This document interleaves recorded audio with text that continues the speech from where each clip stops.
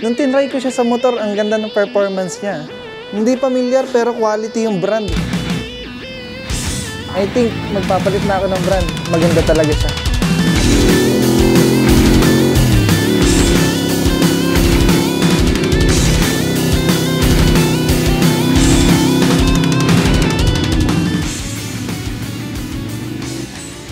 Ayan, nandito na tayo ngayon sa event ng Ipon, Moto Market, Moto World. Nandito tayo ngayon sa Royal Moto Club.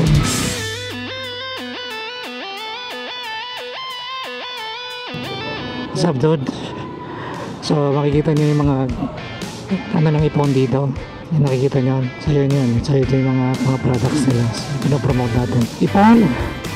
Tatry natin.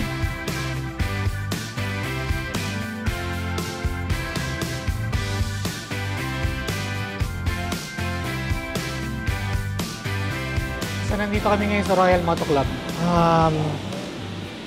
You know, I got a new RE and medyo matagal na tong motor na to kasi 2021 pa to, tapos hindi siya nagamit. Kaya kailangan siyang pa-PMS and I tried it nung una. Medyo hindi smooth yung ride niya kaya nag-try tayo ng Ipon dito sa Royal Moto Club para pa-PMS na natin itong motor natin. Kaya subukan natin kung ano kalalabasan, kung paano siya i-drive, kung anong difference.